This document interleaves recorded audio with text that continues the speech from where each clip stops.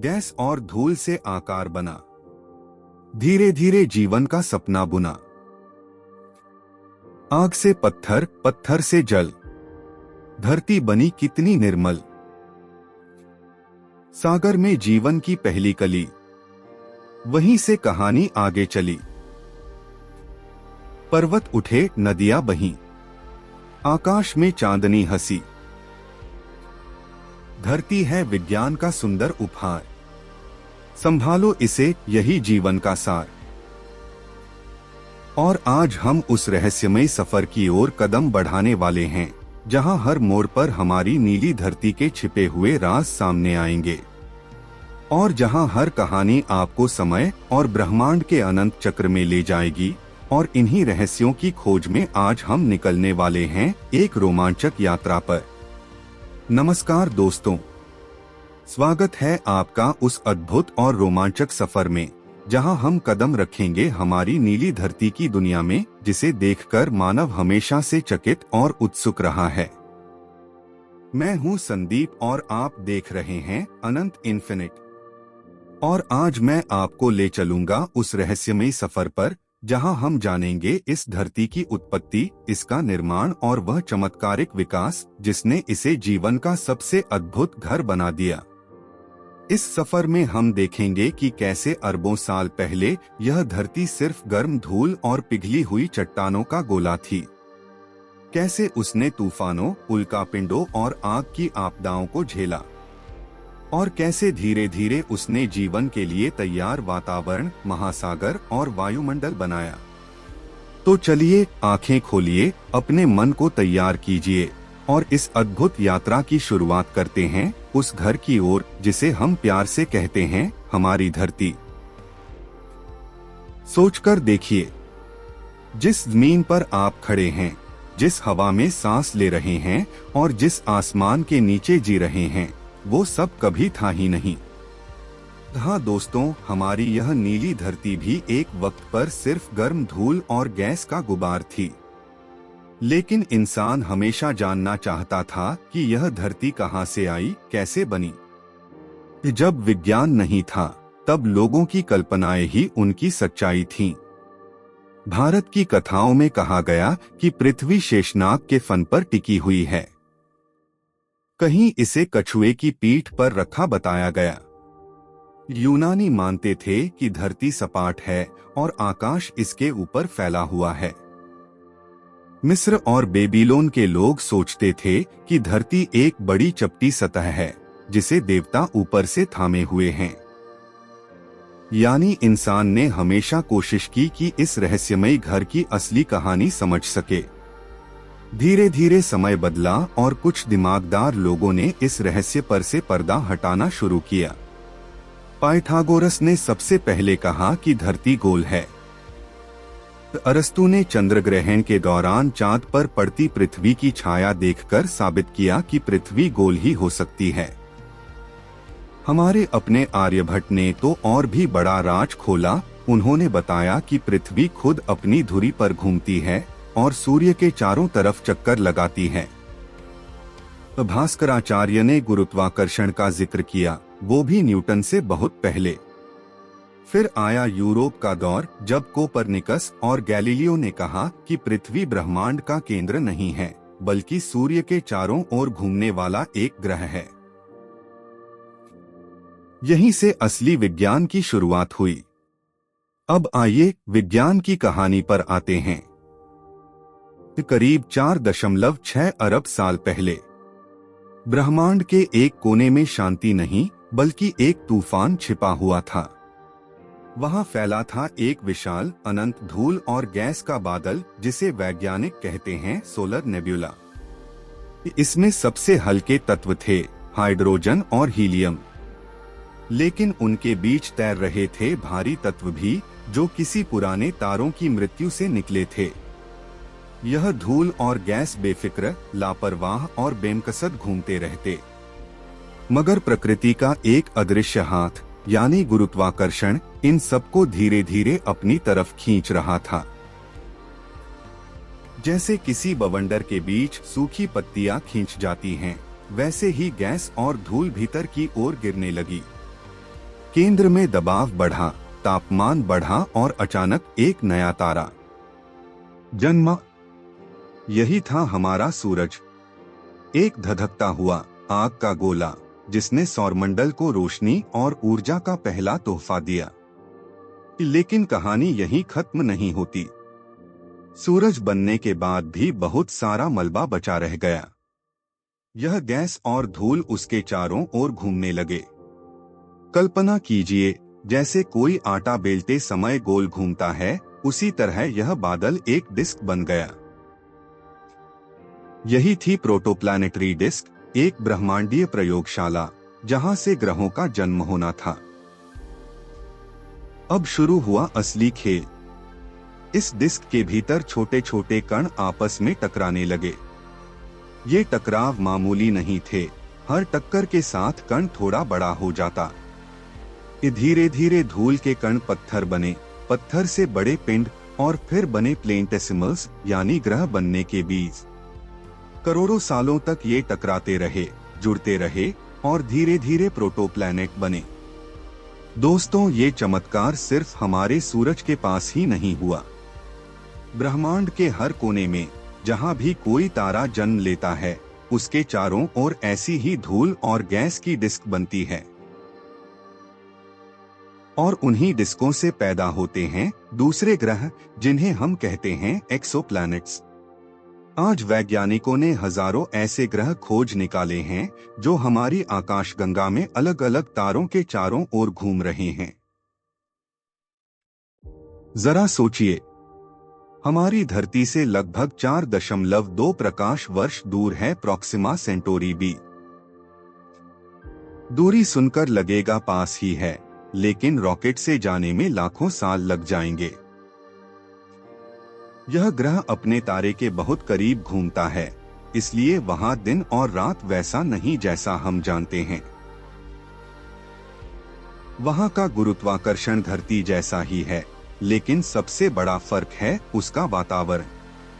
वहां ऑक्सीजन नहीं और उसका लाल सूरज समय समय पर खतरनाक विकिरण बरसाता है। फिर भी वैज्ञानिक मानते हैं कि सही तकनीक से इंसान यहाँ कॉलोनी बना सकता है, बस हमें शहरों को भूमिगत या मोटे प्रोटेक्टिव डोम्स में बनाना होगा। अब चलते हैं 40 प्रकाश वर्ष दूर ट्रैपिस्ट एक सिस्टम में।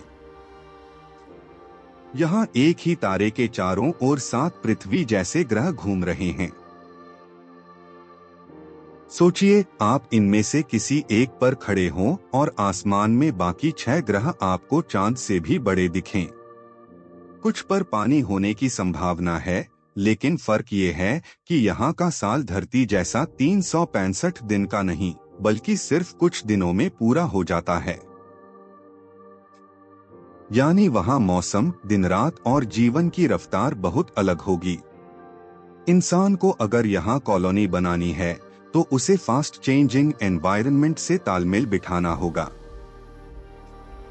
और फिर है केपलर 452 बी, जो हमसे लगभग 1400 प्रकाश वर्ष दूर है। इसे अर्थ्स कजिन कहा जाता है। यह हमारी धरती से बड़ा है, यानी एक सुपर अर्थ। लेकिन बड़ा होने का मतलब है वहां का गुरुत्वाकर्षण भी ज्यादा। सोचिए, हर कदम पर आपको अपना वजन दोगुना लगेगा। वहां अगर ऑक्सीजन और पानी भी मिल जाए तो इंसान को जीने के लिए अपनी पूरी लाइफस्टाइल बदलनी पड़ेगी। केपलर 186f जैसे ही आप वहां उतरते हैं, आपको लगता है कि सब कुछ जाना पहचाना भी है और अनजाना भी। जमीन पथरीली है, आसमान में सूरज जैसा तारा चमक रहा है, लेकिन उसका रंग हमारी धरती जैसा सुनहरा नहीं, बल्कि लालिमा लिए हुए है। दिन ढलते ही आसमान खून सा लाल हो जाता है। आप एक गहरी सांस लेना चाहते हैं, लेकिन अफसोस, वहां ऑक्सीजन शायद ही हो। बिना स्पेस सूट आपका दम कुछ ही सेकंड में घुट जाएगा। गुरुत्वाकर्षण लगभग धरती जैसा है, तो चलना आसान है, लेकिन हवा की कमी से कदम भारी लगते हैं। और अब फर्क देखिए, धरती पर जब आप कदम रखते हैं तो गुरुत्वाकर्षण उतना ही है जितना चाहिए। आप बिना सूट के सांस ले सकते हैं। आसमान नीला है, पानी प्रचुर मात्रा में है और ऑक्सीजन इतनी है कि जीवन फल फूल सके। यही फर्क है हमारी धरती और उन अनगिनत दुनियाओं के बीच। मगर इस कहानी का सबसे बड़ा ट्विस्ट छिपा था गैस के ग्रहों के जन्म में। हमारे सौरमंडल के बाहरी हिस्सों में जहां ठंड ज्यादा थी, वहीं बृहस्पति और शनि जैसे गैस ग्रह बने। लेकिन जब ये बने तो सिर्फ वही नहीं टिके, ये इनका गुरुत्वाकर्षण इतना शक्तिशाली था कि आसपास की गैस और धूल को खींचने लगे। यही था प्लैनेटरी माइग्रेशन का खेल। सोचिए, जैसे नदी में एक नाव बह रही हो, धारा उसे धक्का देती है, कभी आगे से रोकती है, कभी पीछे से धकेलती है। ठीक वैसे ही प्रोटोप्लैनेटरी डिस्क की गैस और धूल इन ग्रहों को खिसकाने लगा। ये ग्रह, खासकर बृहस्पति, अपने तारे यानी सूरज की तरफ खिसकने लगा। और अगर वे रुकते नहीं तो सूरज के बहुत पास जाकर हॉट जुपिटर बन जाता। वही गैस का बड़ा ग्रह है जो अपने तारे के इतने पास रहता है कि सूरज की तरह गर्म होता है और अपनी पूरी ऑर्बिट बस कुछ ही दिनों में पूरी कर लेता है। यह हमारे सौर मंडल के जुपिटर से कहीं अधिक गर्म और असामान्य होता है। लेकिन शुक्र है कि हमारे सौर मंडल में ऐसा पूरी तरह नहीं हुआ। बृहस्पति और शनि के बीच हुई गुरुत्वाकर्षण की खींचतान ने इस माइग्रेशन को रोक दिया। अगर बृहस्पति सचमुच सूरज के पास पहुंच जाता तो पृथ्वी जैसी कोई चट्टानी दुनिया कभी जन्म ही नहीं लेती। हमारी यह नीली धरती सिर्फ राख और टुकड़ों में बिखर जाती। यानी आज जो हम हैं, वह बृहस्पति के उस गुरुत्वाकर्षण के नृत्य की वजह से संभव हुआ। धीरे धीरे इसी अक्रीशन प्रोसेस से लगभग 4.5 अरब साल पहले हमारी पृथ्वी आकार लेने लगी। लेकिन वो आज जैसी खूबसूरत जगह नहीं थी। वो थी एक जलती हुई, पिघले हुए लावे की गेंद। और फिर हुआ एक ऐसा हादसा जिसने धरती का चेहरा हमेशा के लिए बदल दिया। मंगल के आकार का ग्रह थिया पृथ्वी से टकरा गया। टक्कर इतनी भयानक थी कि धरती का बड़ा हिस्सा अंतरिक्ष में बिखर गया। मगर इन टुकड़ों ने मिलकर एक नया साथी बना लिया, हमारा चांद। धरती भी बदलने लगी। उसके भीतर भारी और हल्के तत्व अलग अलग होने लगे।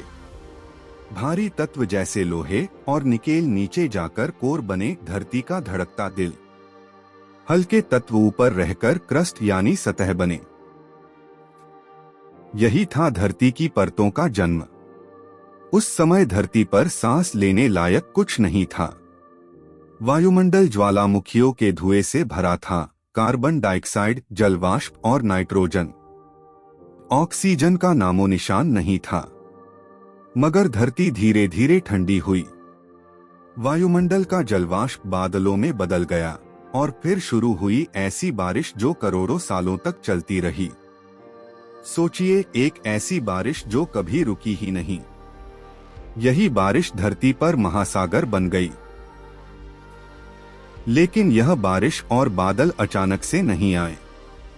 अरबों साल तक पृथ्वी उल्कापिंडों और धूमकेतुओं की लगातार बारिश झेलती रही।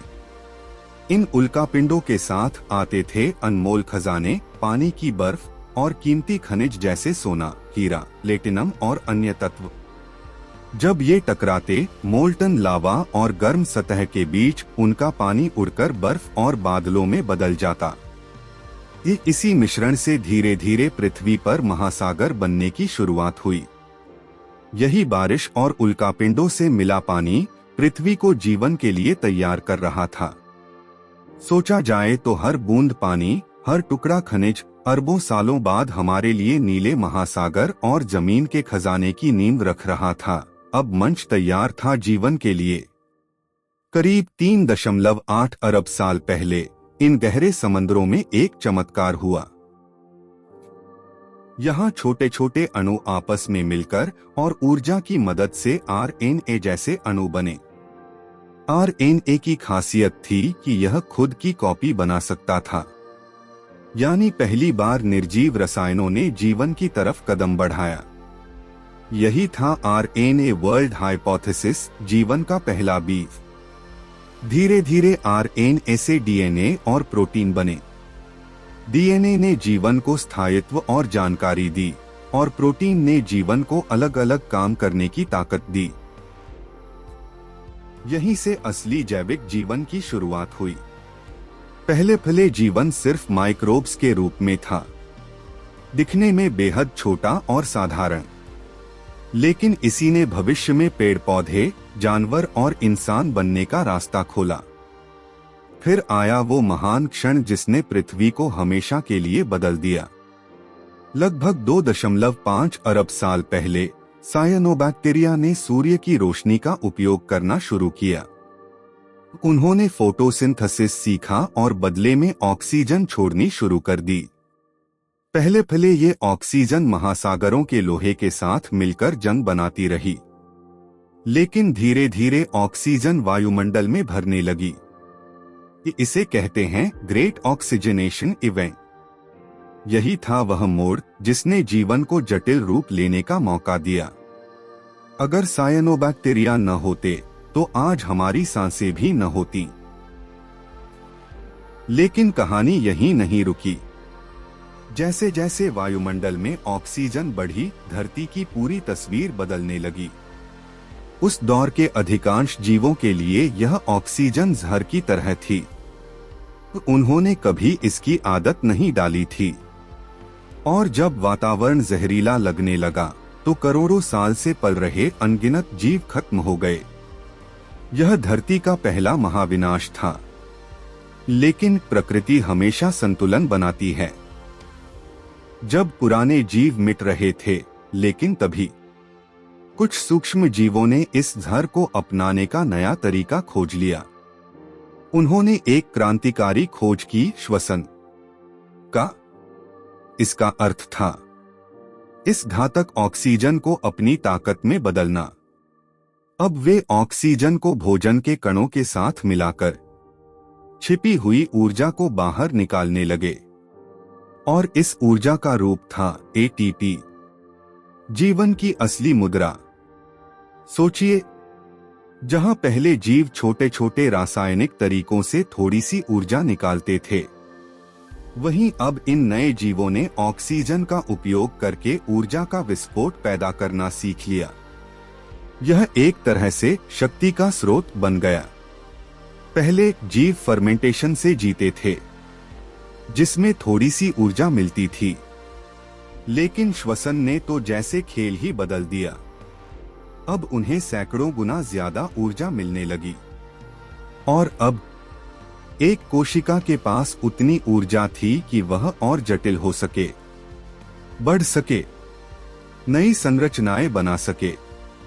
यही वह क्षण था जिसने धरती पर भविष्य के जीवन की नींव रखी, उस ऑक्सीजन की जो कभी जहर थी, अब जीवन का सबसे बड़ा वरदान बन गई। और दोस्तों, यही है पृथ्वी की असली खूबसूरती। कभी यह एक जलता हुआ पिघला हुआ गोला थी, कभी बर्फ की मोटी चादर में ढकी हुई, कभी इस पर जीवन लगभग मिट ही गया और कभी उसने जीवन को नई ताकत दी। लेकिन हर बार धरती ने हार मानने से इनकार किया। आज जब हम इस नीले ग्रह पर खड़े होकर आसमान की ओर देखते हैं, तो हमें याद रखना चाहिए कि यह सफर आसान नहीं था। अरबों सालों की आग, बर्फ, टक्करें और बदलावों से गुजरकर हमारी धरती वैसी बनी है जैसी हम जानते हैं।